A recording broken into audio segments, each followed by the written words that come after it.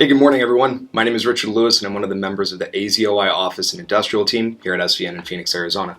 I'm excited to connect with you today on another topic that we've been having a lot of clients recently ask about. We thought it might be important to put this in a video for easier reference in the future, and that is types of loans that exist within commercial real estate. Let's start off with the most common loan that all of you should be familiar with. That's a conventional loan. Conventional loans are offered by all of the largest lending institutions, including your big three, Bank of America, Chase, and Wells Fargo, and all the way down to local credit unions that exist within certain markets. Commercial conventional loans mirror, in many ways, residential conventional loans, in that they offer them to buyers that qualify at an annual percentage rate for a certain period of time. Just like residential loans, they require a down payment and close escrow with 100% cash to the seller. Where commercial conventional loans differ from their residential counterparts is that their term might not exactly mirror that of their amortization schedule. Your amortization schedule may be based on 25 or even 30 years, but commonly in conventional commercial loans, we see that the term of the loan is for a period of 10 years or less. It's important to note this because many borrowers think that these are the same thing and may be caught off guard when their loan comes due 5 to 10 years after the origination of the loan. So we'd highly recommend paying attention to not just the AM schedule, but also the term that the lender is willing to provide when they originate the loan. The next most common loan that we run into in commercial lending is an SBA loan. SBA loans are offered via lending institutions, but are backed by the Small Business Administration of the United States government, where they differ in that these loans are directly for small businesses for the purposes of buying and sometimes substantially improving the real estate that they intend to use for their business.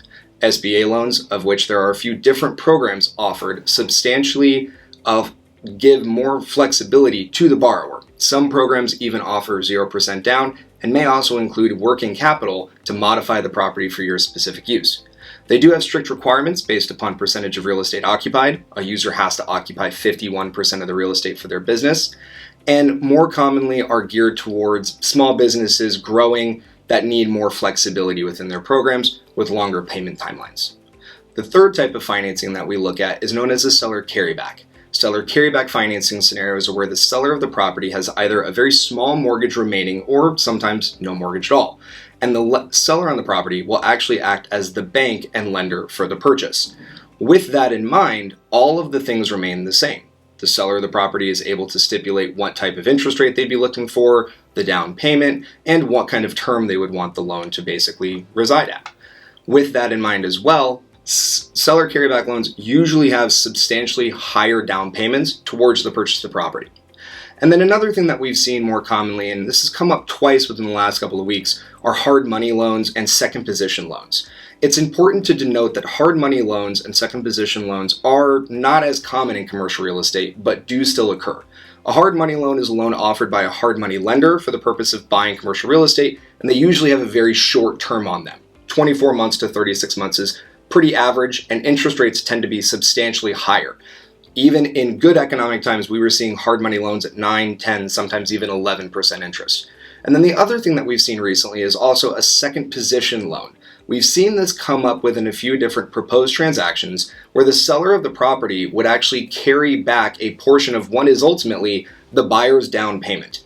The thing to be concerned about with a second position loan is that in a second position, you don't have the right to foreclose on the property.